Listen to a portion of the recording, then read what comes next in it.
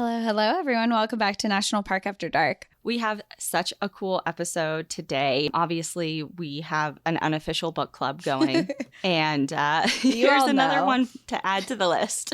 So this is a book that Cassie and I actually read pretty much in sync together when we were on quote-unquote vacation in California when we went to Yosemite, Kings Canyon, and Sequoia. We ripped through the book. It's awesome. And Michelle, who you will be hearing from very shortly, is one of the most interesting and kind people we have had the pleasure of speaking to. Yes, and we're so excited to tell you about this book. We read books in sync a lot, but we were actually physically reading the book next to each other in California, and it had a lot of references to not what we were seeing, but kind of, because we were in it was such a cool book, and we're excited. You all are gonna, I feel like, go wild over this book, and just buy it now. Buy it now. It's like, you don't need any information about it. Just do it. Well, okay. So I will give you a little bit of insight into it. So the episode is going to be a wild one because we're discussing one of the most intense books we have actually read for the podcast and speaking to the woman who lived the experience. Michelle Dowd grew up on a mountain in the Angeles National Forest, born into an ultra-religious cult, the Field, as members call it, run by her grandfather who believed that his chosen followers must prepare themselves to survive doomsday. Bound by the group's patriarchal rules and literal interpretation of the Bible, Michelle and her siblings lived a life of deprivation, isolated from outsiders, and starved for both love and food. She was forced to learn the skills necessary to battle hunger, thirst, and cold. She learned to trust animals more than humans, and most importantly, she learned how to survive by foraging for what she needed. And as Michelle got older, she realized that she had the strength to break free, and so she did, with haunting and stark language and illustrations of edible plants and their uses opening each chapter. Forager is a fierce and empowering coming-of-age story and a timely meditation on the ways in which harnessing nature's gifts can lead to our freedom. Michelle Dowd is a professor of journalism and contributor to the New York Times,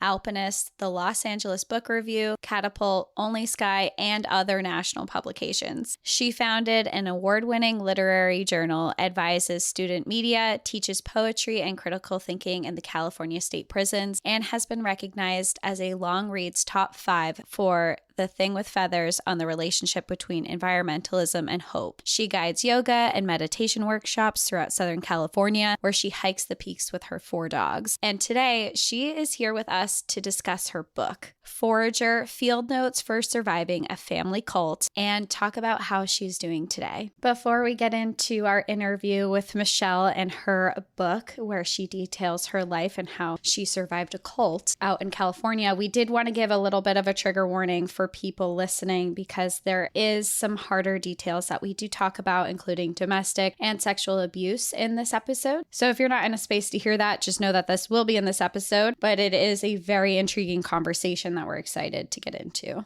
Without further ado, I think we have talked about her. You have a full scope of who she is, but today we have an amazing conversation with her and her journey. Please welcome Michelle Dowd. Thank you so much, Michelle, for coming on the podcast. We are so excited to have you here today. Thank you, Cassie. And hello, Danielle. Hello. We absolutely, I know we were just chatting beforehand, but we absolutely adored your book. And we just know that our audience is going to immediately rush to where their local bookstore and grab it too after this conversation, because we recommend a lot of books and people take our advice. But when we really say like, oh, you guys have to get it, they are on it, tag us everywhere and share in just like the joy of a good book. And yours was so captivating for so many ways. The title alone is like hooks you right in. So we're going to kind of get right into it if that's okay with you. Absolutely. And if readers want to look me up on social media or tag me or ask me questions, I'm happy to answer them directly as well. Where can they find you? They can find me on Instagram as Michelle Dowd Z or on Twitter as Michelle Dowd 2, also via email, michelle@michelledowd.org. Awesome. I am excited. I've had so many interesting conversations with readers, especially readers who come out of really strange backgrounds, somewhat similar sometimes, or like overlapping sometimes. Yeah, well, your book is so interesting and your life is so interesting. And you have put out a story that I imagine attracts a lot of different people from all over the country, all over the world, whoever's reading it. And for people listening, your book does detail your life growing up within a cult in the state of California. And part of that is you go a lot into depth about your relationship with nature and where you were. Can you tell our audience what part of California you were in and kind of the forest area around there? So a lot of people don't know that the Angeles National Forest goes quite a bit north of Los Angeles and covers 700,000 acres of public land. Back in the 1940s, my grandfather leased what was only 16 acres at the time, but he leased it in an area that was covered by other national forest. And so we were not surrounded by any other people. We were surrounded by more national forest. And I grew up there starting at the age of 7. So you weren't surrounded by anyone. You just had access to hundreds of acres of forest out there. Correct. Wow. That must have been very interesting. I mean, I grew up kind of in a rural town, but that is very far removed from anything. Now, to be fair, there were other camps out there that we were not allowed to interact with. And we did have a party line on our phones. So we weren't allowed to use the phone as children, but sometimes I would lift up the phone and listen. And there were other people. I just didn't know where they were. And they would be communicating with each other from other camps that were being run. So apparently the government, at least back in those days, was leasing out those national acres sometimes to camp groups. And I think the kids probably came and went. I don't know. I never saw any. Okay. So you just knew that someone was nearby somewhere. Somewhere, yeah. Well, so you mentioned that your grandfather had purchased the property years and years ago. And you, in your book, you outline that he kind of spearheaded and began this entire cult. So can you tell us a little bit about the background of the organization and then how you found yourself living there? Because you said you weren't born there. You moved there when you were 7. So just your journey there. Yes. Let me be clear. My grandfather did not purchase it.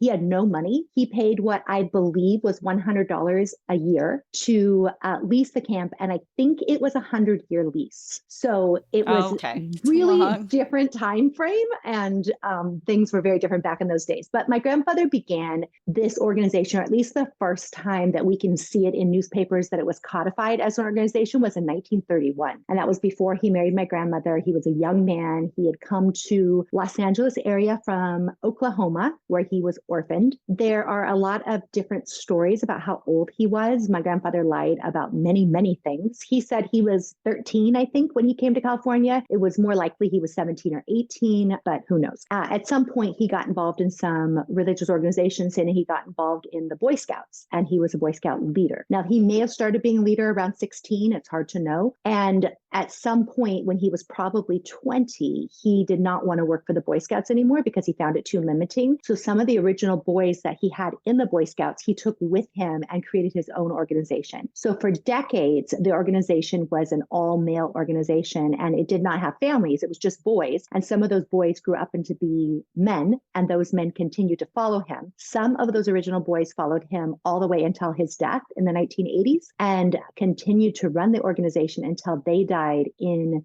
as recently as I think 2005. So it's an interesting pact that my grandfather made with these boys. I certainly wasn't around to hear it. My mother was born in the 1940s. She was his 4th child with my grandmother, and that's the only woman that we are aware of that he had children with. He ended up with 5 children, but my mother was his first daughter. And when she started getting older, at some point they thought, well, I wonder if we should introduce girls to this organization. But she was originally raised with all boys. And it wasn't until she married my father, who was one of my grandfather's boys, in the 1960s, in 1966, I believe, and then later had my sister and then me. Up until then, there were no families in the cults. There were no children. I mean, there were the boys that were being raised, but it was just a very celibate, or intended to be celibate, organization. So we were the first. My mother had 3 daughters before she had a son, and so we were the first children that were, introduced as leaders' kids into that organization. So your first 7 years of life, you were out in, I want to say like civilization. You weren't in this national forest at that time. We did live in civilization. We did not live in normal communities because, my parents lived in a little house that was right bordering a dump in El Monte. And we did get the chance to go to public school. I did go to public school for kindergarten, first and second grade, which was very influential. I realized I didn't answer that early question. So all four of us, my siblings and I, were all born within 5 years of each other. And we were all born near El Monte, California, which is a suburb of LA. It's in LA County. And then when we had no more money and we had nowhere to live and we were living in a camper, we lost the house. We were living in a camper. The camper burned up. And then my grandfather, who was my mother's father, said, "Oh yeah, we have this camp that we have leased that we sometimes takes the boys to. Why don't you go live up there?" So when we first got there, there was just a mess hall and there was an outhouse, and we just moved into army bunks. We all just slept in this one room with army bunks. And sometimes the boys would come up there on spiritual retreat. And so boys would come and go, and we were the only ones who lived there full time. Did you know what you were moving into when you first went up there? Or it was just kind of like, hey, we're going up into the woods to live at your grandfather's camp for a bit? Well, we were very nomadic anyway. The organization that my grandfather ran took these trips all summer where we would sleep in tents, and we would go to Mexico, and we would be in all the different states except for Hawaii and Alaska. But we would go to states and proselytize, and we would hand out like tracts or booklets, and the boys would play a band and would put on a play. And so I was used to already being all over the place, not knowing what state I was in, not knowing that there was a lot I didn't know. And I feel like when we moved up there, it was just, I didn't know if we would be there for a few nights. There was just, nobody talked about the future other than the second coming. So what we were raised with was that the world was about to end. So it didn't really matter where we were because the trumpet was about to sound. I mean, I'll be clear, I do not believe this, but this is what I believed at the time. Right. As a child. Yeah, this is what you're raised with. Yes. I was raised to believe that Jesus would come back at any time, and most of the believers were going to be brought up to heaven. But some of us who were trained to run the army of God would be left behind for 1,000 years of terror. And so my understanding is that I was being raised as a soldier in the army of God to stay back and have to survive the apocalypse and hopefully turn a few more people to God before God annihilated everything. So there would be this I don't know what they called it. They called it the reign of terror, but the reign of terror would be this period of time, which is 1,000 years. And my grandfather said he would live to be 500 years. So I don't know. I guess maybe I thought that as long as I could survive, I would continue to live until, I don't know, the trumpet sounded again or something. It was very unclear to me, the rules, except for that it was very, very important to know how to survive on nothing. It's so interesting hearing you say this because that sounds to me, just not being raised that way, that sounds like a terrifying way to grow up, to think that the apocalypse is coming all the time. And you mentioned that you had to learn how to survive, and your book details so much of that.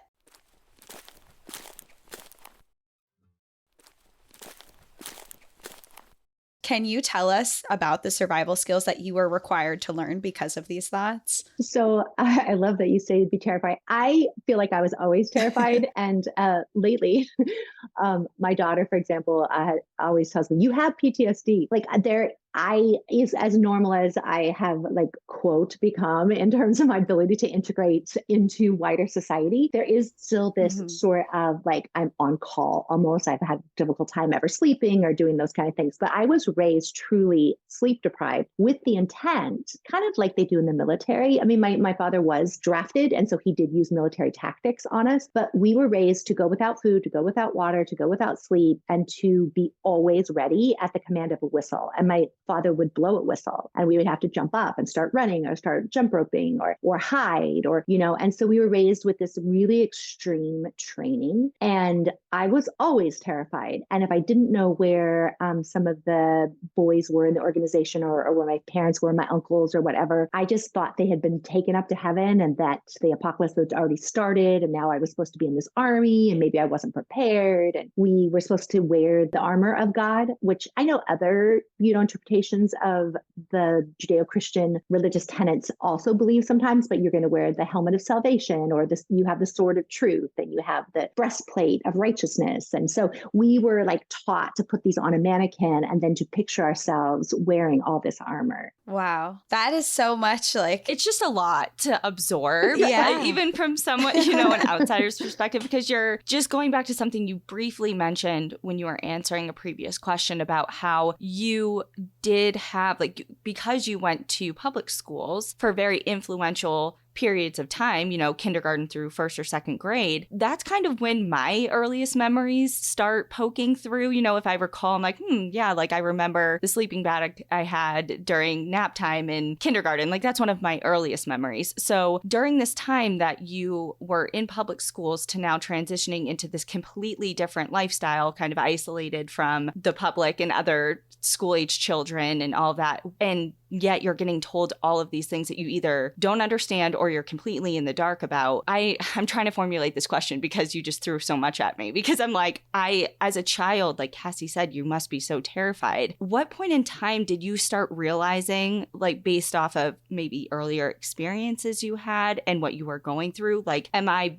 different from what's happening to other kids in the world? Like, am I not being raised in the same way that my previous peers were? Like, do you have a moment of realization, or is it just kind of a slow realization over the years? Both and you phrased that very well. I realize it's a lot, and I do not think I covered it all in the book, because it would have just been a history book of the organization had I been able to just like go through like the rules and the sections of time. But what happened prior to us going to the mountains is I was already being raised in a really unusual environment. My mother she was in charge of teaching people and coaching and doing things for her father right after she would give birth. So she didn't breastfeed any of her kids. She would basically hand us over at 1 day old or 2 day old to the community, and we were raised communally. And so it was really a handful of different caregivers, maybe 20 different people I have met since the book came out. Some of my early caregivers who were maybe 12 at the time, and they were like, oh wow. yes, I remember, I took care of you when you were 5 days old, or things like that. So that's really interesting. But when I went to public school, we were taught that the school was for outsiders. And I think at the time, my grandfather really didn't know what to do with young children. Like, I just think it was free childcare. I think that they thought that if they taught us not to truly listen to the teachers, that we wouldn't get, I guess, what word would he have used? We wouldn't have been unduly influenced by worldly standards. However, we clearly did begin to get influenced by the outside world. And so that was shut down. So, for example, my younger brother never went to school. It was clear that we had to be taken out of that environment because we were being influenced. So yes, I do remember, even though I was taught not to respect my teachers, I was taught just to be quiet. I do remember other children, and I felt like we weren't allowed to talk to them. And I felt, like a very insecure and very uncomfortable child. But I also was an observer, and I'd been an observer since before I can even remember. Like, my first memories are always hiding. I was always hiding under desks, or I was an eavesdropper. I still am, probably, to some degree. I mean, I'm like, in the sense of I like to go to cafes and listen to other people's conversations, and that kind of eavesdropper, not the kind who plants, like surveillance devices. Yeah. Not the scary kind. Yeah. Right. Right. I don't record people without telling them, stuff like that. But when I was a young child, I would try to find out what my mom was doing, because she often wasn't around us. And so if I could find out where she was, I would hide and listen to what she was doing. And I did the same thing with other children. And I definitely was told that we were born into the aristocracy, that our grandfather was God's prophet. And as his blood, we were called to live a different life than other people. And so our job was to save them, not to be one of them. And we needed to always keep ourselves separate. So I think that part I was always aware of. Once we moved to the mountain, we really didn't have any semblance of a normal childhood. We didn't do the things that we had at least done prior. And I was talking to my younger sister just yesterday, in fact, and she said, I feel like we weren't even really raised together. We were just like always trying to survive. We were like, wherever, we happened to be, we were looking out for ourselves. It was really difficult to bond with each other because there was scarcity. And I think that was part of it too, is that my grandfather kept us always like on edge. Right. And I do think that is not a particularly uncommon training when you want people to be unduly obedient. And that's what we were taught to be, is to obey at command and to not ask questions. And so my father had this story from the army, and he would make us do this. You have to move this huge, huge pile of rocks, spend all day in the hot sun doing it. And then after you move all the rocks, you're told to move them all back to the exact same location you just moved them from. And when you say why, then you're told it's not your job to question, you just do. And so you learn that you are not allowed to ask questions. That's a tough way to learn a lesson, is that way. And I was just going to say, with that, you detail in your book a lot of that too, about different things that you were required to do. And one thing that really stuck out to me, and you start every chapter with, you talk about plants that you were required to learn and how to live off of those. And you talk about how to survive in the desert, finding plants that you can get water from. And you talk about learning to navigate through the stars. And those are certainly things that you don't learn in regular public school, which I thought was really, you look at it today and it's like, those must be very cool skills to have now in retrospect. But when you were learning all of these things, was there a moment where you're like, hey, this is not what I normally would learn and other kids were learning in school. Now I'm learning all of this? I think everything felt unusual to me from my earliest memories. I don't think I thought it was a cool skill at all until maybe the writing of this book. It was kind of a niche skill. Like, I mean, I think I have a line in the book that says something like, I know a lot of unnecessary information. And that's what it felt like as I was in my 20s or my 30s, like I would know random things that would maybe impress people. They'd be like, whoa, how do you know that? And then I'd just be really self-conscious and be like, oh, I felt really awkward about it because it felt like my son was in Boy Scouts and some of it came in handy then. And he'd be like, oh, that's so cool. You know that. But it also doesn't belong in contemporary society to the extent that there's not really, I think it is an amazing skill and it's something that I now am proud of. And when I was writing the book, I really wanted to look at the way that it rooted me in a particular place, but also that gave me a sense of sustenance that I do feel deeply connected to the earth and I always have. And I do see that there's value in it, but I spent most of my life denying that I even knew those things because it really is not a fun party game. It's not something that most people that I grew up with in college, university, grad school, that they found particularly, or at least I believed it. Maybe I was incorrect, but I believed it was an embarrassing skill to have because it was just, I didn't know pop culture. I literally didn't know the states. I did not know the presidents. I didn't know the things that other kids knew. I knew this really weird stuff. And by the time I was in my 20s, there was a really noticeable difference between my skill set and everybody else I met. Well, it must be difficult when people would ask you, how do you know this? The reason you know it is so complex.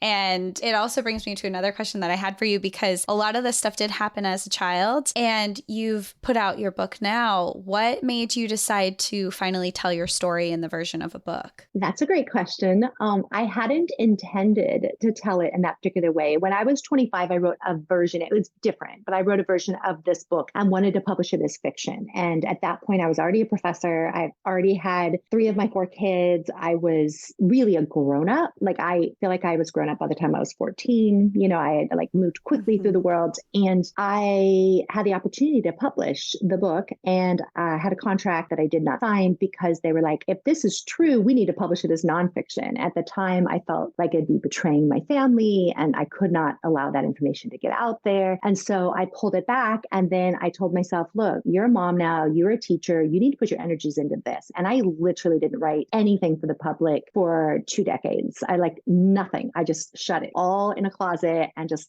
put it behind me. Didn't talk about where I come from. I had married an older leader from the cult when I was very young. And so I did that while I was still in college. I didn't have other relationships. And he knew where I came from. He knew my parents better than I knew them. He knew my grandfather, so I didn't have to explain things to him. And I just didn't talk about it. And my kids didn't know. And I just moved into a different world and tried my best to not look at my past. And then a lot of things happened, but my mom got terminally ill and she had pulmonary fibrosis and she was put on hospice. And during her hospice time, which was supposed to be short, it lasted 2.5 years, but we did not know it was going to last that long. I started asking her questions and I wrote a piece for Modern Love, the New York Times, and I did not know it would get published. I had a friend who was a former student and she challenged me. She said, here you are teaching all these wonderful skills about writing. You should submit something. And she challenged me to do it. At the time, I was also challenging my students to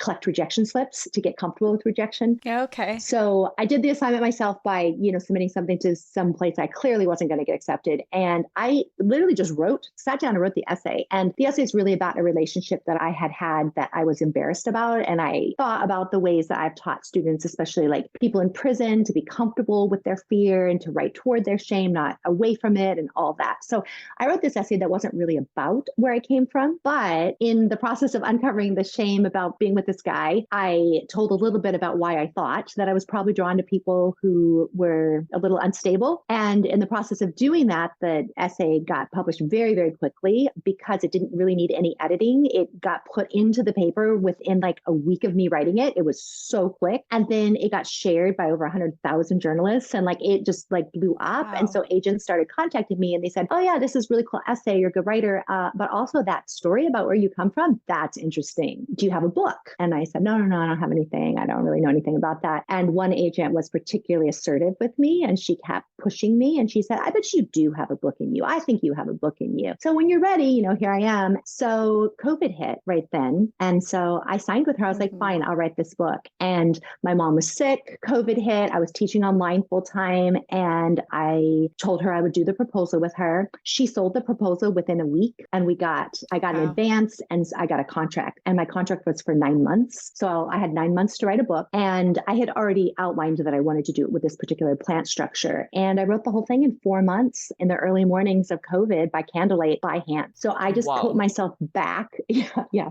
I mean, honestly, I look back and it wasn't that long ago. It was in 2020. I started it. I finished it in 2021. And I literally just got up early in the morning before anyone else was awake, before I did any of my schoolwork, and wrote it by hand every single morning, 7 days a week. And I really just tried to channel the girl that I was and not write it from an analytical standpoint, but just write it from the point of being there and to invite the reader into the experience. Because one of the problems I've always had to explaining this experience is that it's really hard not to try to figure out what the adults were thinking or like I don't know to this day some of the answers to these questions. Even when I asked my mom, my father said, I don't remember anything about you being kids. My father's still alive, by the way, but he's like, I don't know anything about you being babies. I said, oh yeah, because mom took care of us. He said, no, mom didn't take care of you. We were just busy, we didn't and so it was really hard to get answers. Yeah. And I said, okay, well then I'm going to frame the structure of the book from not just the point of memory, but also from the point of the notes that I had. And I was taking notes during my childhood, and then also framing it from the time that we did spend on the mountain. And so that seemed to me like an entry point and an exit point and a container that I could use as a vehicle to bring a reader along on this, what I think is an interesting journey. So that's how it came to be. It's an interesting journey, and you're not the only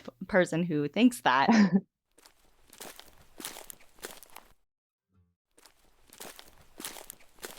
As far as your writing process, just kind of the glimpse you gave us into that, it's particularly impressive to me, just like, because I have always loved writing. I mean, I'm no means a professional writer, but drawing from such a personal experience, and one in which that you just said you had kind of closeted for decades, just didn't even really want to unpack it, delve into it, look at it hard. And here you are, in the mornings before you start your life with your family and your children, you're digging into some of the most difficult memories, I'm sure, repressed, difficult emotionally. How did that impact you day to day? How was that process? I'm just so curious. Well, to put this in context, COVID was a really strange time for all of us. And all of us, were sequestered in one way or another. So I already felt like there was this sort of fog around my life that I didn't think the world was ending, but I felt like a lot of people felt that there was, at least the world was ending as we know it, right? So we were all living this really different existence. I've been teaching college since I was 21 years old, and I've never had the college shut down my entire teaching career. And here we were on spring break, in March, and we just never went back. And so I was really in a really different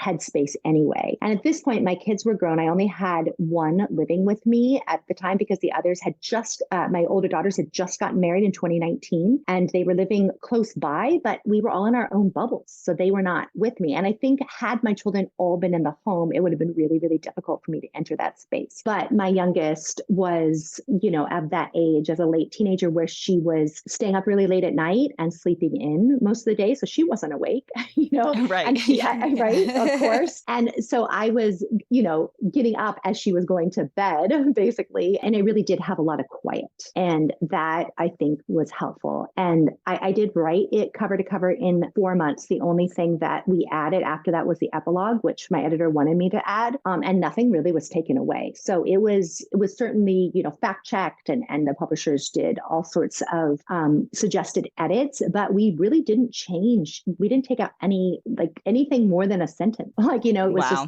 it was really as I wrote it. And I think the reason I was able to do that, to be fair though, is because I have been teaching writing. And so I understand structure, and I also understand that I was editing. So when I was writing by hand, when I would put it into the computer, I would do editing at that point. So it was written entirely longhand, but it was edited by me before I turned it in to my editor. So I did turn it into her 4 months later, but in the evenings, I would do some editing. And then my rule was when I went to the page the next day, I would not look at what I'd written the day before, and I would not look at the computer. I would not have the internet. I would just do it. But then, when I was inserting into the computer, I would check and make sure that I had gotten my facts straight. And I went up to the mountain during COVID when nobody was there. Well, I mean, somebody was there, but there were no camps there. And I did talk to a boy that I'd been raised with who now lives there. He's not a boy anymore, obviously, he's a man. But he did let me borrow my mom's books and all the things that she had left at the camp. She didn't die until last year in 2022, which was before the book came out. But she hadn't given anything to her children because it never would have occurred to her to give things to us. It was just all belonged at the organization. But she was no longer able to go to the mountain because she had pulmonary fibrosis and she couldn't go to high altitudes. So she had left all of it there. And I did ask her permission to go up there and retrieve it. And I was very fortunate that the guy who had it all said, yes, you may retrieve it. Now, my mom had already given me permission, so it wasn't like I stole it. I don't even know how I would have stolen it. I never would have known where to find it. But that was so helpful because I actually had all her handwritten notes from the years that we were there. That must have been a huge resource for you, just to have your mom's actual handwriting to read the real experiences that were happening. What was it like when you went up there during COVID? Had you been there before that time? Had you visited since you left? I had visited. I remember taking one of my women friends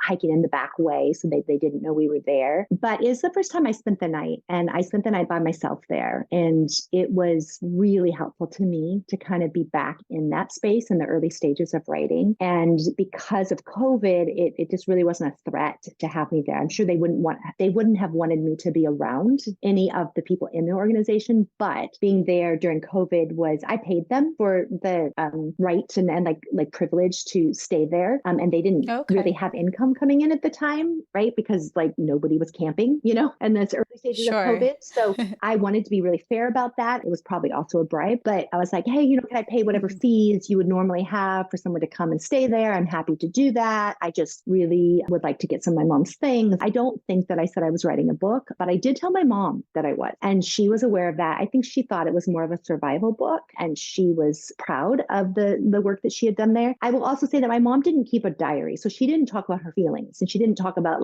this is what we did today, but she did take all the notes about the plants themselves. So a lot of what she had learned by word of mouth from personal experience, and she was a prolific note taker about those things. So that was just incredibly useful. And it was also useful while she was still alive to be able to ask her about her memories. And she was open with some of that. And I was also very honored to be with her as she passed, and to spend the time with her as she had her last breaths, and to do my best to convey that, I don't know if forgiveness is the right word, but that I understood that she too was a victim of a very unusual upbringing. I wouldn't say that my mom was able to forgive me, but she was able to have me present. And I brought my puppy to the ending of her life, and my mom loved dogs and she didn't have a dog anymore. And I was able to bring my dogs with me. And one of my dogs had puppies during the time my mom was dying, and she just loved that I brought the puppies along. And so that was really a source that we could communicate through the animals. That must have been really comforting and really special too, to be able to be there for her during those moments. Yes. And I'm very, very grateful. My sisters were not able to be. And because I was working remotely, I was able to do Zoom phone calls from the backyard there. And my mom did die at home, and she was still married to my father when she died. And so they were living in the desert, and I would be out in the desert doing the best I could to teach my classes and do the things I needed to do. But because of COVID, that was possible. When you say that she wasn't able to forgive you, do you mean because you left? Yes. Probably 2 weeks before she died, she said, "I'll never forgive you." And I mean, it hurt at the time to hear that, but it also was maybe healing in a way, because sometimes the truth sets you free. Like, I didn't feel crazy. I was like, oh no, my mom has never lied to me. She's like never. And I think that she might have respected me on some level, but she never understood why I had to betray the family. And her, like, that's her words, not mine. I do not believe I betrayed my family. But for my mom, I could see that it was a betrayal. She had been raised to do what her father wanted her to do, and she did it. And she believed she sacrificed her children for it. She did what God wanted her to do. She thought that the world didn't end when they said it was going to end, but it was still about to end. That she was still living and believing that system that she was raised under. And for her to be okay with me leaving would have negated what she devoted her whole life to. So I also understand that it's not me that she wasn't forgiving. And maybe it was herself, I don't know. But I did feel that even though she couldn't say it, that there was some love there, that she could push me away. She could have told me that she didn't want me there, right? Like that would have been a very normal thing to do for someone you haven't forgiven, right? Is to say, you're not welcome in my home. But she did welcome me, and she was grateful to have me there. And my father was not able to deal with a lot of the emotion of the end of life, and he was grateful. And my little brother showed up at the end too, and that was beautiful to have him there. And then my daughter came, and so we were able to give to her the sort of comfort, especially because she was willing to take the medications that the hospice nurse provided, the pain relief, so that she could be comfortable at the end. And I was so grateful that she agreed to do that, because I think early in her life, she was very, very opposed to morphine, for example. She refused to take it. But by the end of her life, she agreed that it wasn't, she was afraid of being addicted. She thought it was an evil drug, like a drug. And she couldn't take it to comfort herself. But when she understood that that she wasn't going to get addicted to this, and that this was just going to help her relax, I think that she was able to see it as, what she had put together. She had put animals down, that needed to be put down. And so I think that she came to see that this was a comfort to her the same way she would comfort an animal. And that might sound weird to say, but that for my mom, that was a real value of hers, that we should be kind to animals. And so to be considered an animal herself was not something that she would consider as a negative. Like, she would see that as... We both have been vet techs for a large portion of our career, so we can relate to that fully when you say that. Like, we absolutely understand how you show it's like dignity and respect to animals as they are passing, and it's kind of feeling like you would want that yourself for your own. Yes. One of our dogs we had put down probably about 3 years before this, and my youngest daughter, actually all my children showed up for this because it was very important. We did it in the backyard, and we had a vet come in, and it was just a wonderful family dog that we just loved so much. And he was old, and it was the right thing to do. And the youngest, she said, "I just think this was so beautiful. That's exactly how I want to die. I want to do it just like this." And one of her sisters said, "Oh, that's illegal. You're not allowed to do that." And she was like, "What? Are you kidding me? We're not allowed to die in the back." And she was just so upset by that. And I tried to explain to her, but then I also was like, "Yeah, I think you're right." I think it's beautiful, beautiful way to die. And I hope that I get to die this way too. Yeah. But on some level, that is what we were able to give, that level of dignity to my mother as well, that I feel very, very grateful, especially to the hospice nurse who was there with us at the end. She was not one of my mom's regular nurses. She was on call, and she was just such a beautiful, she cried with us at the end. She was just such a beautiful human being. And I'm just so grateful to all the hospice nurses and all the caregivers that help us through the last days of life. Absolutely. I mean, it takes a special heart to be a nurse, let alone an end-of-life caregiver. Totally agree. I just wanted to touch on the relationship you have with your mother, just because reading the book, as someone listening right now, you're showing such kindness and compassion towards your mom. And, without question, I'm going to be there if I can be there. And, going through just kind of end of life forgiveness and things like that. But in the book, it's very clear that it was not butterflies and rainbows with your mother growing up. I got the sense of you were always reaching for that and hoping for that from her. But she, every once in a while you would get a glimmer of she is a mother and had some sort of, she showed compassion in the way that she was able to towards you in some circumstances. But then in other circumstances, you spent a significant period of time in the hospital with a very serious illness, and it seems that compassion was not extended to you at that time from her end. So I'm just curious of how that relationship evolved after the time period that you outlined in the book, because, the end of the book was decades ago. And now here you are, having these really intimate moments with your mother towards the end of her life. So just to kind of like fill in the gaps for us a little bit, you don't have to detail too much if you don't want, but just curious. The way that I look at it now is that my mother was also a soldier in the army of God. She believed that about herself, and she believed she was called to sacrifice her children. So her inability to be with me in the hospital,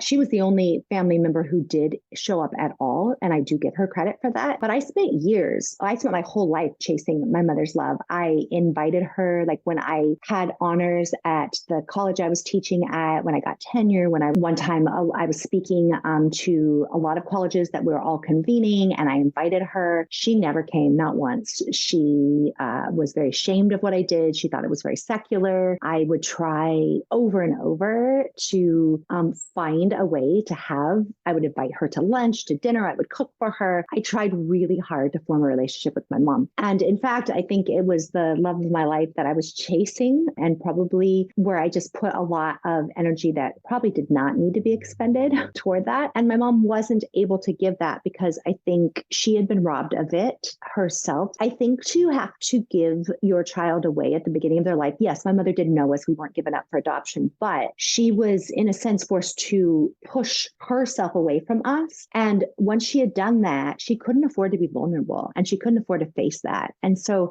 I think by the end of her life, I was able to see that she had suffered greatly from that too, that it wasn't only me who had suffered from that. And that the great gift I had was I was able to raise my children on my belly, on my back. I breastfed them all for years. Like I spent a decade breastfeeding, and I brought them into the classroom with me. I was able to be fully present, and I have a very strong relationship with my children now. And I think that I could see by the time my mom was dying that I had been able to do something that she had not been able to do. And I felt that on some level, she was a greater victim than I was, because I had moved past it. And then because I was writing the book, I also was thinking about the gifts that I had gotten, like the knowledge of survival that I'd gotten, and the plants and edible plants that I'd gotten from my childhood. But I also thought about the gift that I had of resilience, and then also with a really deep knowledge of the hunger I had for connection. And because at 17, I knew that I had this hunger for connection, I was able to spend years developing really intimate relationships, not only with my children, but with friends and with like a chosen family. And because I knew what I lacked, I was able to find what I needed. And I think my mom ultimately did not know how to do that. And she was able to take care of herself physically for the most part, but it was very difficult for her to have any sort of intimate connections whatsoever. And so I don't want to suggest that was easy, but by the time my mom was in her 70s when she died, so she wasn't like an extraordinarily old woman. She was very strong when she died. Like she really resisted death. That's why she was on hospice so long. Her body did not want to give up. Her lungs finally gave up. And my mother had never smoked or done anything, but she had this illness. And so she lived much longer than I thought she was going to live. She was in her right mind until the last 2 hours of her life. Like she did not suffer from brain damage. She was a little bit from her lack of oxygen. She was a little slower, but she really maintained her dignity. And I think that she died the way she lived. And the great gift she gave me is my freedom, so that I didn't have to follow in her footsteps. And yeah, she excommunicated me. But on the other hand, that really was a gift too. And I can't help but kind of believe that along the way, my mother's shunning gave me the opportunity to leave. And had she coddled me or like held on, I would have also spent my entire life believing in something that really has, in my opinion, no merit whatsoever. Like there's no good believing the things that she believed.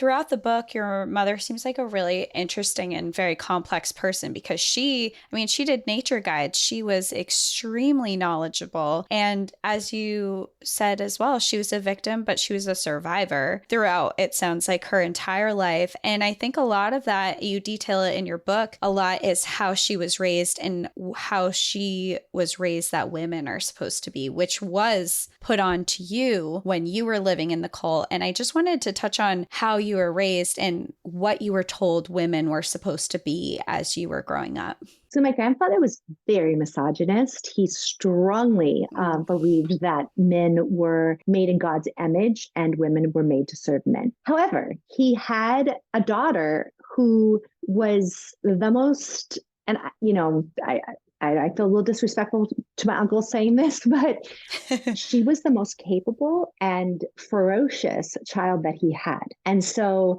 he didn't know what to do with that. And so he ended up raising her very male, just like we were raised very male in terms of very male values. And my mother rose to the occasion. And after his death, she got a school going and she got the school accredited. And her oldest brother was supposed to be the principal of the school, but she's like, I got this. And like, she just came in and took over everything. And so when they left the mountain, she really ran a very academic and productive school until not very long before her death. So my grandfather believed that women should be seen and not heard, that they should cover themselves and they should keep their heads down. And my mother was a constant enigma. She broke every single rule and she was allowed to do it almost, to be honest, like she was a princess. Like but she was a very male version of a princess. It's really interesting. My mother had very short hair, like a boy's, that she had before she got married. So by the time in her wedding photo, she has this really, really short hair. She had the exact same haircut her entire life. She died with that haircut. She was very masculine in the way that she moved in the world, with her ability to convey knowledge, the way she dressed, the way like she just, I know people who had met her and didn't know necessarily that she was even a woman. Like she was like very masculine version of a woman. But on the other hand, she completely, when my father was around, made him feel like he was the man. And she did teach us the man is the head, a woman's the neck. Never let a man know that you're smarter than he is. Like always make him believe he's smarter than you are. But always know what's happening. Like you should always take care of yourself because you can never trust that a man will be able to. So my mom was also where I was going to with her father is that he didn't really call himself a pastor, but he was the head of the church that he ran, the whole organization. And he would speak, but he wasn't particularly he was very charismatic and very dramatic, but he wasn't educated and he didn't really have a lot of knowledge. And so he started letting his daughter speak in this church, and they never called her a pastor or reverend, but she gave the church messages. So she would stand at the pulpit and speak. And I was raised with a mother who spoke, and then literally with Bible verses that said women are not allowed to speak in public. And there was so many dichotomies like that were just like outrageous to me. And when I asked, they just told me that like, what, like it was just like a complete shutdown. Like, don't question God's will, and I was like, I don't understand why. But our mother was the only woman who ever stood at that pulpit. So she was just really just an outlier. And I think, again, her father he was in charge of everything and he did everything with his mercurial temper. And for whatever reason, he was not able to deny her anything. So he married his biggest, strongest young leader, who's considerably older than her, but like married. He was the first man who was ever allowed to get married. The rest of them had to be celibate. And he married that man off to his daughter. And then from there on, there was just one weird thing after another that my mom was able to get away with, but none of the other women were able to get away with. So the other women who married into this organization, they would, for example, make these elaborate meals and they had to sew clothes and do a lot of things that my mom didn't want to do. And they would house clean. And I was a house cleaner, but there was things my mom just wouldn't do. And I don't know, I guess because she didn't have to. She got away with it. But there were times that I didn't want to do something that was required of the women. And my mom she couldn't really sometimes say it straight out right, but she'd be like, well, just don't worry about that. Just don't worry about that. And like, she would allow me not to do something that I was supposed to do as a woman. And so I definitely definitely got the message that if you were secretive about it and if you could duck and cover and you could disappear, that you could get away with not doing what everyone else is doing. And she definitely taught me to march to the beat of my own drummer, like just by watching her, right? Yeah. Like that you don't have to live life the way that everyone around you does. And on that note, I think that's how she gave me the gift of leaving, because she didn't force me to comply with our particular system. Well, you begin to rebel as you get older. And I say rebel, but a lot of the things that you mentioned in your book, you say, and I'm like, that's normal. That's normal teenage things. But for you and your circumstance, it was rebelling. And when you started doing what kind of things, you say you started getting away with little things here and there and you started doing things. What were some of those things that you were kind of rebelling and trying to do on your own that you weren't supposed to be? Well, one that I don't have in the book, and I'll just throw this little caveat in there. I wrote a screenplay and it is in the process with producers right now and the director and stuff. Oh. So writing the screenplay was really interesting because I was writing new material because, to put something visually. And this scene is in there and this is a true scene. But when I was 11 and Elizabeth was 12, our grandfather told us that we had to get our hair cut because it was time to have short hair. And interestingly, because I know that long hair is big in a lot of culty type communities, but in ours, all the women had really short hair and you were not supposed to be beautiful. You're supposed to take that beauty away. And I had this really long golden hair and I liked my hair. And my sister and I went to go get our hair cut and my grandfather paid for it, which is really, because it was like a ceremony almost. And my grandmother took us. He was not there when this happened, but my grandmother took us. He'd given money so that this woman could cut her hair. And my sister got her hair all cut really short. And I said, I just want to trim. I don't want it to be too short. And I just got my hair trimmed. And the woman put these like kind of little braids. I think she kind of felt like she should do something. And my grandfather blew up. He was like screaming at her and just like getting so angry. But for whatever reason, nobody forced me to cut my hair. And this to me now is, we found a picture. We had to just do so much searching to find any photos at all. But there's a photo of my sister and I at that age with her really short hair. And it might have been because I was sick that I got away with it. I don't know. But I have really long hair and she has super short hair and I got away with it. And I, to this day, do not know how, because my younger sister got really short hair and they both there's photos of us and they both have boys' haircuts and I have this long hair. And I don't know how I got away with that. And I don't know why my mom just didn't cut it in the middle of the night. I don't know why she didn't do that. And I think there was just a part of her that probably respected someone who did her own thing. She never would have said that to me. But I mean, if that's not that hard of a thing to do, to chop off a girl's hair, right? You can get away with doing that. Yeah. Especially as a young girl too. Yeah, I couldn't have gotten away. I could not have gotten away from the scissors had somebody forced me to do that. And then I did not have a boyfriend because we never would have called ourselves that, but there was a boy who liked me for a long time who I ended up, getting in a relationship with. And that was completely forbidden. I had signed an agreement that I wouldn't kiss until the altar of my marriage. So when I had my first kiss at 16, it's not like I was, a little teeny kid. I mean, I had been sexually abused, but it was the first time that I was willingly participating. So it was the first time I'd been kissed. And even though I'd been assaulted, but it was different. It's very different. Very different. And so he's a couple years older than me and I still talk to him to this day. And he's very, he always looks, he just gives me a call, checks on me and he was very happy with the book. And he had not read a book since he was a teenager. And this is the first book he's read since we were teenagers. He didn't go to college or any of that. And so I did fall in love with a boy. I don't think I would have quite understood what was happening, maybe, but I did understand that I was hiding the letters we were writing to each other. And I got in tons of trouble. He turned in the letters. I felt, of course, betrayed. He has felt probably all these years that he did this horrible crime against me. I feel that he was the victim of a set of circumstances that were not in his control. And he was taught to believe that. So I even at the time, I think that I didn't fully blame him. I just kind of felt betrayed, but I understood the betrayal. And then from there, I just didn't recover.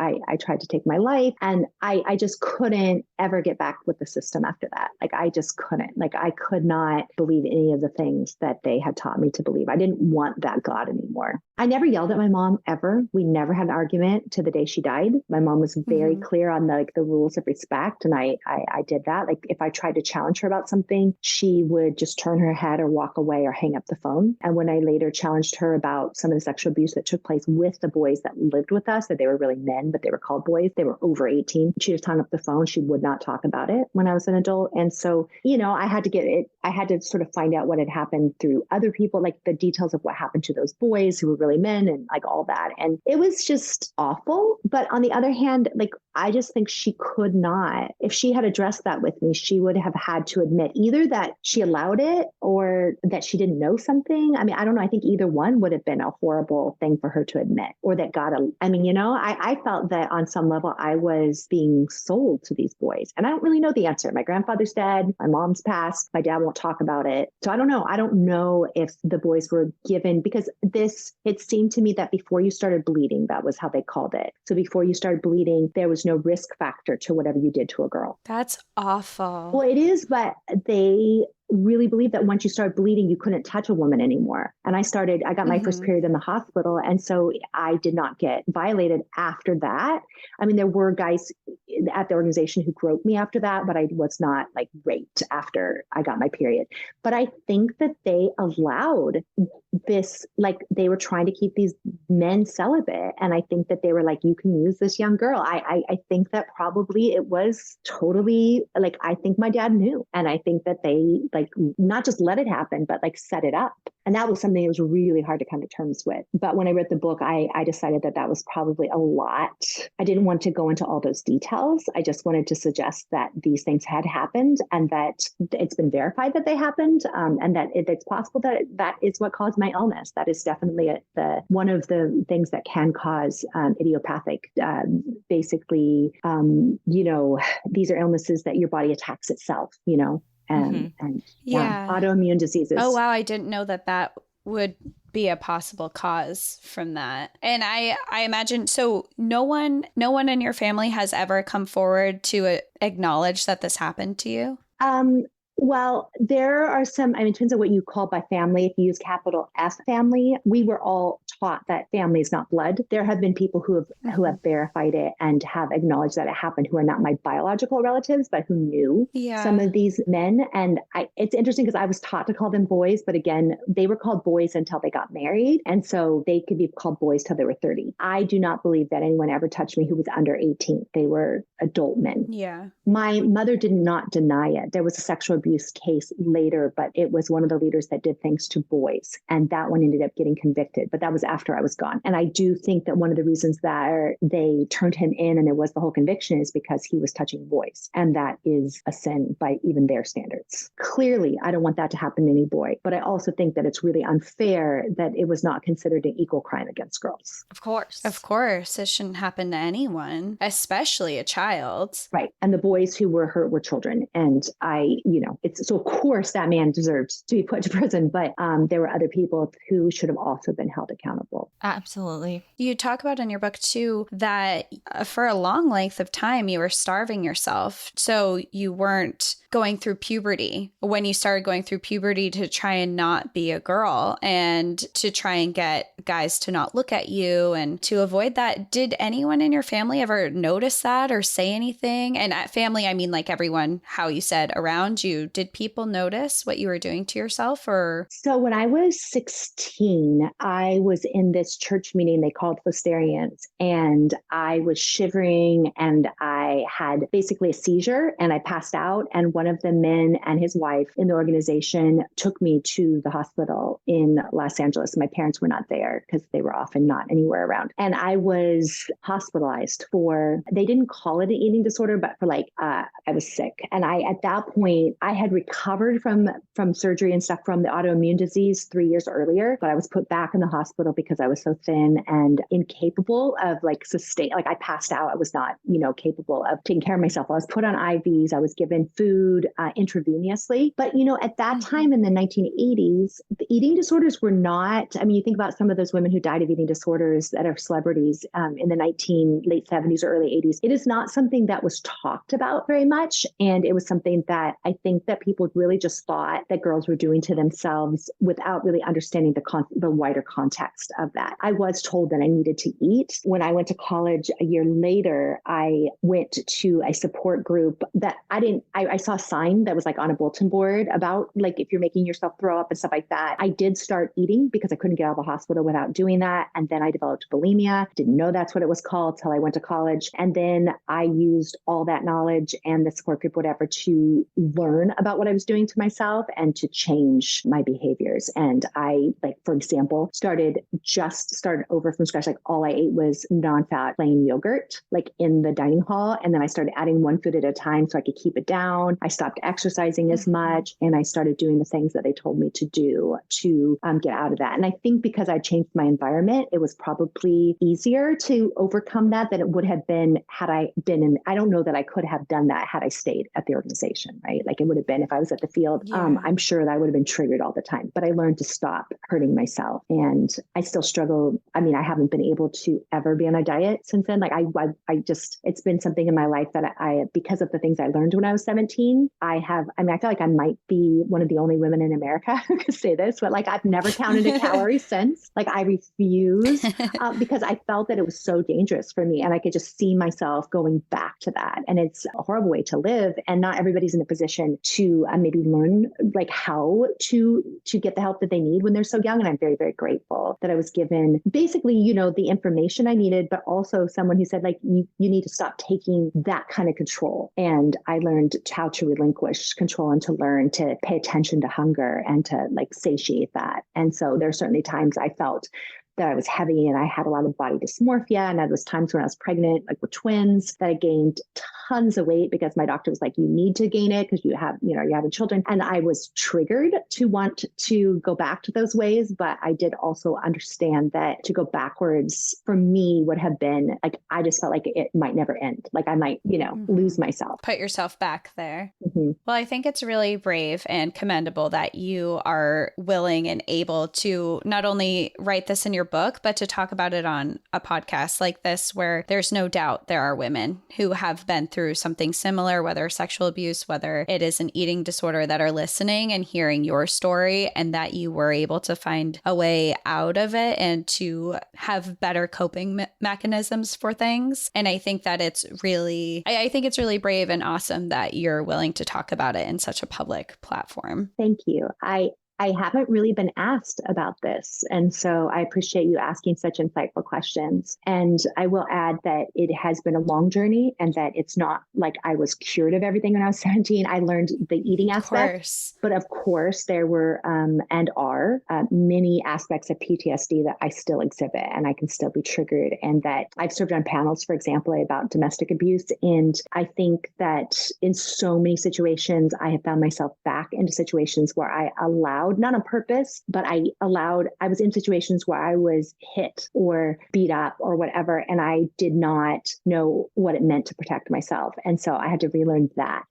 So there's just so many ways that we can allow ourselves to be hurt. And I think that the important thing is to remember that we don't deserve it, and that there are patterns that were taught to us. And so if we backslide a little, or there's something that we are sort of taken off guard, to not be ashamed, or if we are ashamed, to say, I'm ashamed because I was taught to be ashamed, but that does not mean that I did anything wrong. You should be. Right. Yeah. And so that I can, and to learn to talk about things publicly, I think is a way of reducing the shame, because, how much can somebody hurt you if you're willing to tell the truth? I mean, they can say awful things, but you can also be like, well, this is a consequence. I mean, I was in a lot of situations I shouldn't have been in because I didn't have the defense mechanisms. Like I didn't know how to protect myself. And the shame shouldn't be for you to be the person to hold. The shame should be against the people who are hurting you and not something that you're feeling. But I do think that as women or as victims in general, there are certainly men who are in this category. I shouldn't gender it. As victims, we are taught to be ashamed. And that is part of how abusers hold power over us. And so when we experience that, yes, we absolutely, quote, shouldn't. But if we deny that we feel that, then sometimes we might not actually get the help we need to be able to learn to be honest with ourselves, and then hopefully eventually with other people as well. Mm-hmm. Yeah. And I think talking about it brings back that power of, like I have felt this way and I have been through this, but I'm going to talk about it because I know I'm not the only person. And I'm going to talk about it because especially people who are harming other people, if they know that other people are going to talk about it, maybe they're going to think twice before they start doing things like that. Especially, we say women are often victims, but men too, anyone. The more you talk about it, I think the less alone other people feel. Yes. And the less in the dark that it can all be. And I think there's so much that's kept in the dark. Even now, when we talk about, quote, like everything's on the table that we could talk about, I think that we still shame women for not looking the way that we consider the most socially acceptable ways to look. And we do it to ourselves when we say that we're fat or whatever we, say. And I love that there's this whole movement that, many people, men and women, are reclaiming the word fat, and they're being fat positive and they're being body positive, and they are like saying, I mean, you can call me that, but I'll call myself that because like there's nothing wrong with that. Like I have a fat body and I love it, And I think that all of that is taking it out of the dark, right? Like it's hard to humiliate somebody for something that they're owning. And so I'm proud of. Yeah. Right. Yeah. Exactly. And you have done clearly a lot of relearning and rewiring, and kind of just whether it is regarding, just relearning things that you were explicitly taught about, just basic educational things, or relearning your relationship with food, relearning just different aspects. And you've done a lot of work, clearly. And throughout the book, you've had obviously your relationship with nature is significant. And a lot of our listeners and us personally have, whatever we've gone through, we've felt healing in nature. And I'm just curious if your relationship with nature played any sort of pivotal role in your healing journey. Absolutely. Nature, I believe, is healing for all of us. But I think that for me, and that's one of the reasons I chose to structure the book the way that I did, is I truly believe that had I not, towards the end of the time that I spent at the field and on the mountain, if I had not understood nature as a way of getting sustenance, for example, I mean, there was a period of time I would not eat food that was in our home, even when we had government surplus that was giving, like the government would dump off cans of peanuts and taro syrup and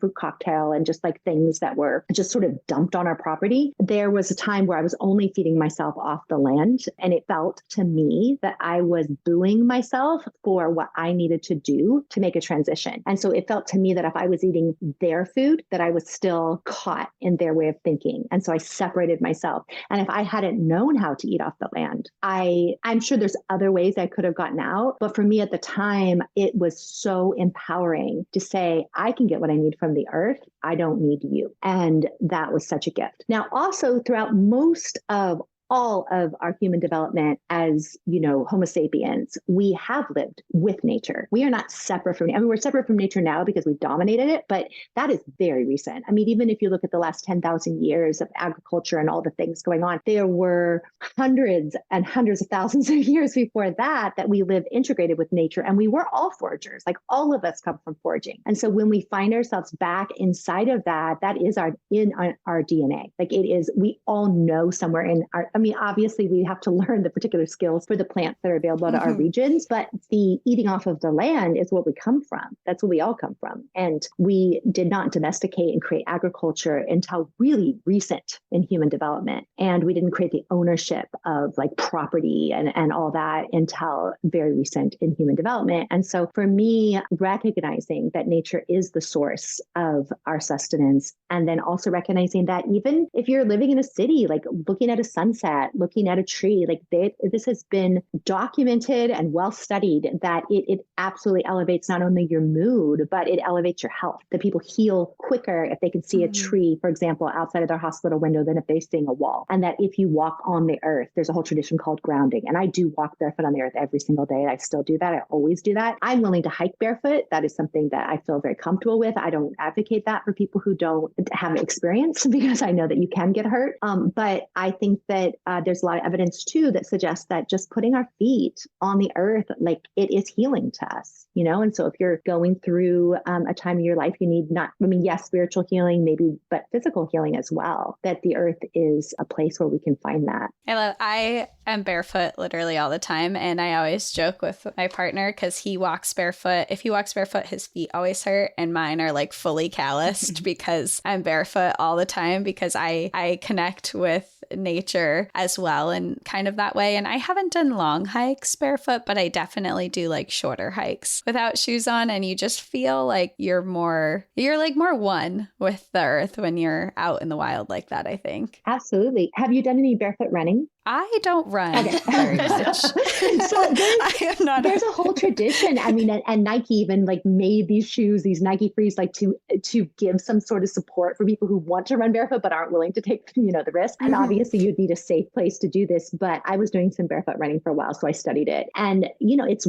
your feet are we take away the health of our feet so much because of the way we constrict them. And those of us who have been raised to wear high heels, that's also very damaging to our feet. High heels. Yeah, but in certain professions, it is, I want to say like mandatory almost, it's like, it is a look that is required. And so I did spend years wearing high heels, and now, I won't do that anymore, but I did. Yeah. But barefoot running can be amazing. I do barefoot hiking because I am very calloused. Yes. And so like, once you get really calloused, like, yes, you might get like a pricker in there, but you're just like, there's like a pricker in my foot. And like, you pull it out. It's like, something touched me.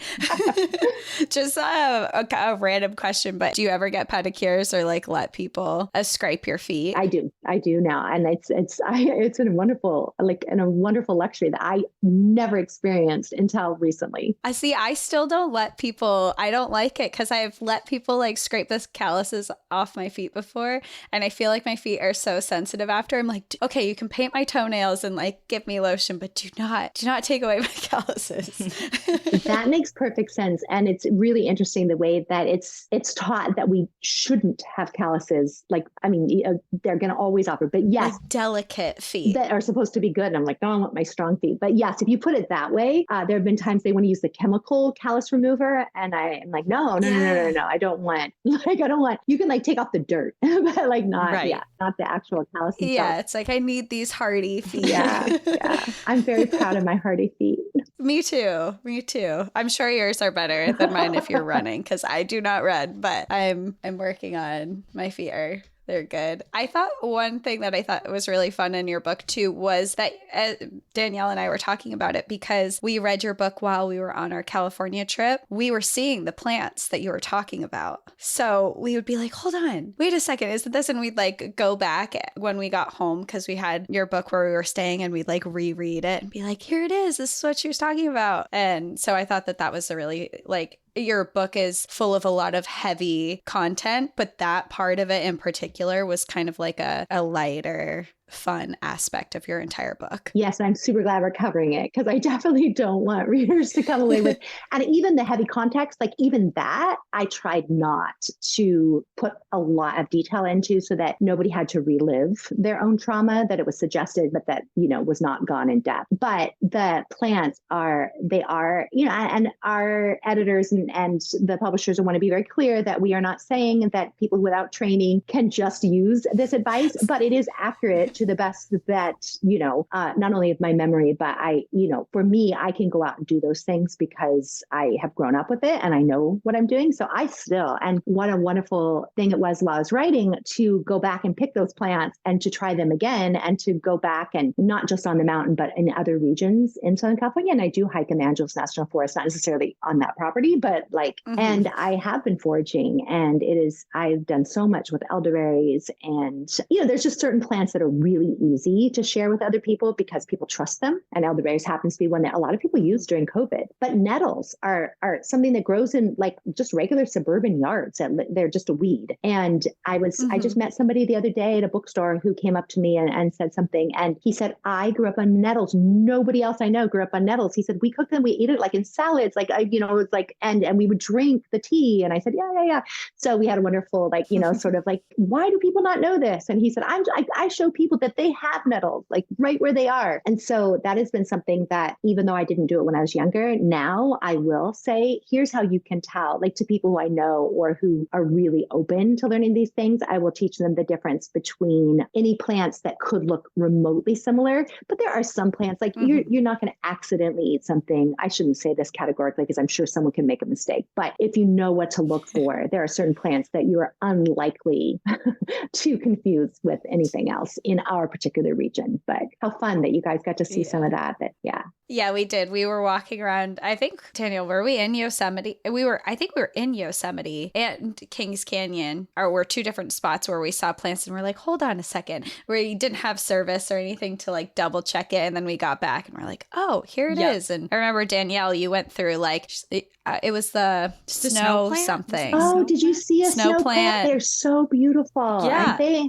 It's so distinctive. Yes. And that's why I like, and of course, before reading, I would have just been like, oh, that's pretty, and walked away, but I was like, God, it rings a bell. And yeah, sure as can be. We went back and it's awesome just to be able to, even just the brief overviews you give, to be able to identify, there's power in that, being able to identify something, even though I didn't exactly remember the description and like what the use for that plant was, but I could identify it, with some level of confidence, and being able to be self-sufficient in the wild the way that you are is powerful, being able to make your own way and survive. And your book is about survival in so many different ways. And it's just like we've covered, there's a lot of heaviness, but you're right. You suggest it. It doesn't go into depth, and it doesn't need to, because it's implied and the reader understands without having to know all the nitty-gritty details. And we both really appreciated that, because we got the full picture without like sobbing for 45 minutes and having to put it down and be like, okay, like now I process that and I can continue. It was just, you did a really beautiful job of telling a really difficult story. And I think that we both agree, and we've talked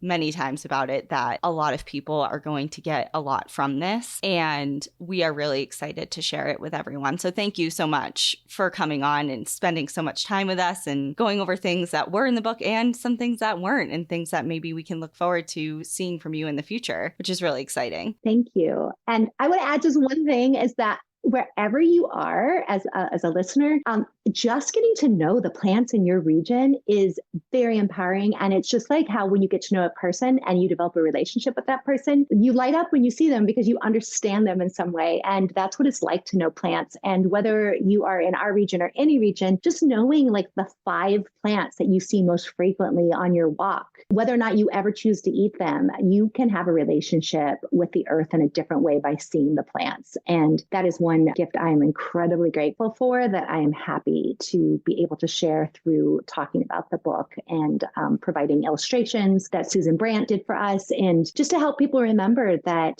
there are still wild plants growing everywhere, and they are not things that we plant. You don't have to plant a garden to be able to eat from the earth. I recently on some of my there's a hike that I do like pretty frequently that's near my house, just because it's close and it's easy and it's beautiful, and they have ramps that are along the trail, which are like these, you probably know what they are, but they're like the little onions. They're like little underground onions, and I like to forage like a couple of them, and sustainably. Of course, I'm not like ripping up the whole thing, but just like occasionally I'll come back and put it on like a sandwich or something, and at the end I'm like, wow, I was really connected today with nature. So I love that you say how much of an impact it can have, because it certainly has for me personally. So when you say that, I can relate to it a lot. That's wonderful. One last thing that I did have a question about, because now that you have this book published and you have put out all this information, has anyone from the field and from growing up, have they commented on the book and their thoughts about it?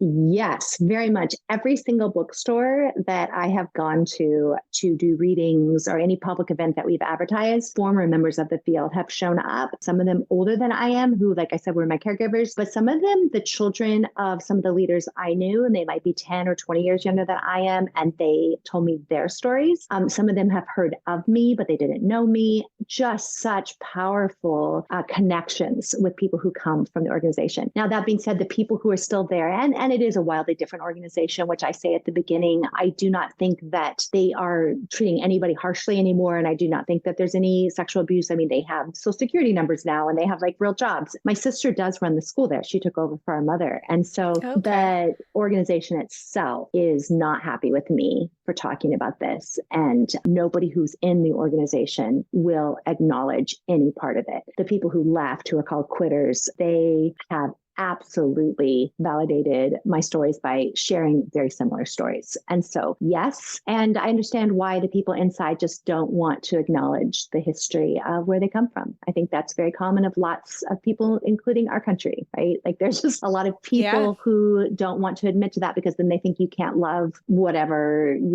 exists if you take responsibility for something that happened prior. And I think it's a very important thing for us to talk about personally. That, that's why I wrote the book, so that we could all come to terms with our pasts in our own way. They're hard conversations that need to be had. And it's nice that you've been able to connect. I mean, of course, I'm not shocked at all when you say that the organization isn't happy, because you have highlighted things that do not paint them in a good light for good reason, for valid reason. But I imagine that it's really nice to meet these people that it sounds like you didn't know, who can come forward and be like, you're not alone. I went through this too. I was there. I know exactly what you're talking about.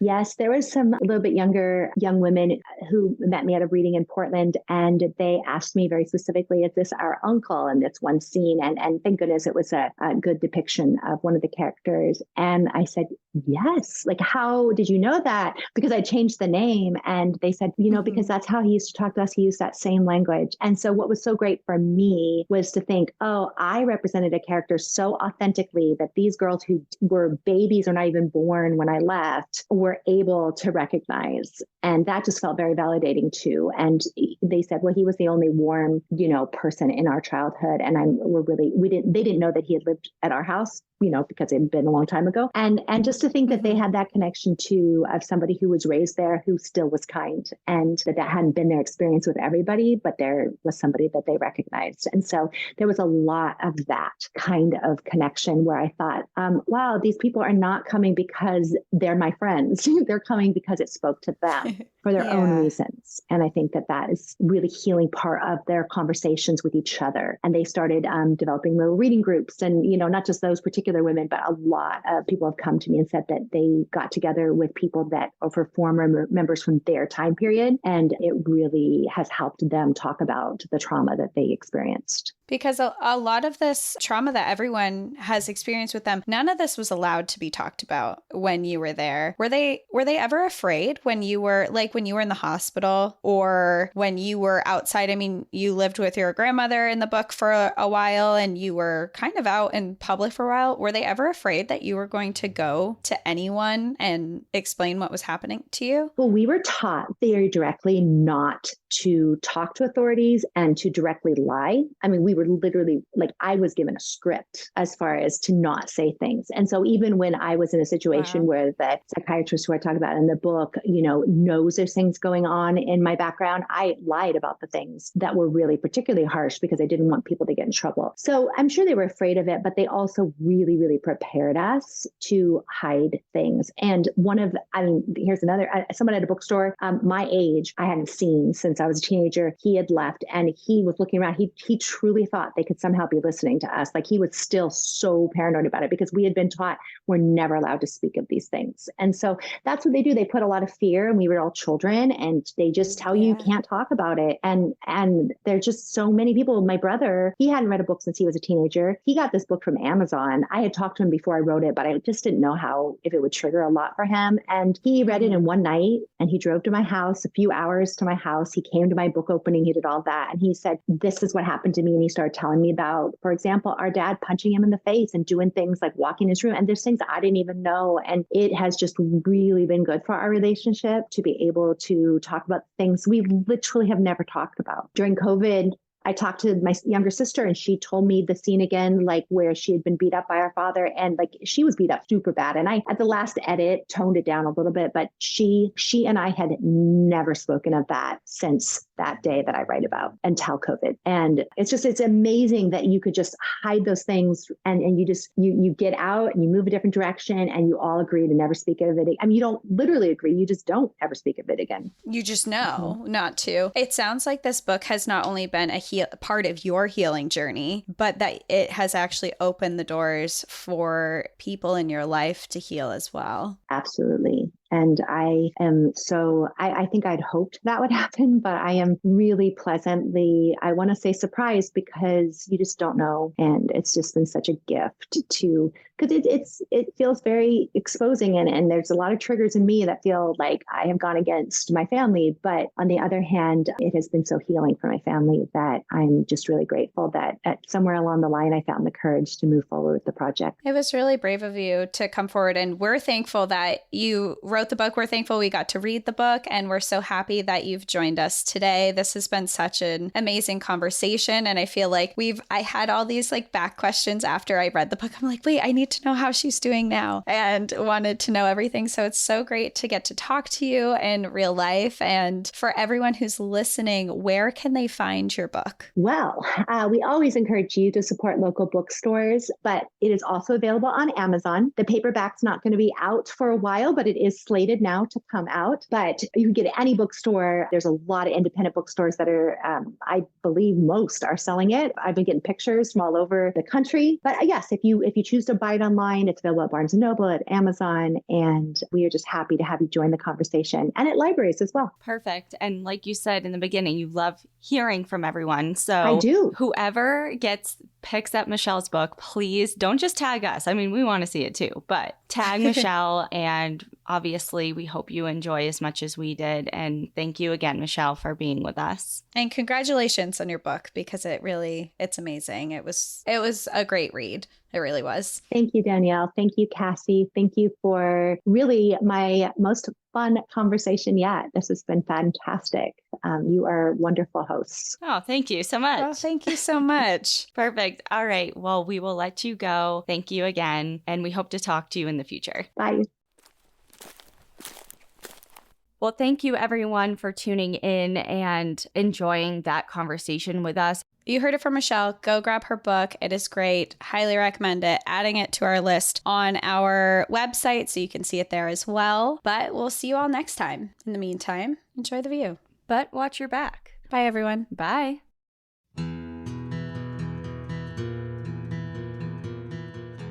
Thank you so much for joining us again this week. If you have a trail tale or story suggestion, send us an email at stories@npadpodcast.com. Follow us on Instagram and Facebook at National Park After Dark and on Twitter at NPAD Podcast. Join our Outsiders Only community on Patreon or Apple subscriptions to listen ad-free, unlock monthly bonus episodes, and exclusive content. And remember, when you support our sponsors, you are supporting our show. For our exclusive discount codes and source information from today's episode, check out the show notes. For more information on our show, our book recommendations, merch updates, and more, visit our website at npadpodcast.com. And please rate, review, and subscribe from wherever you listen to podcasts.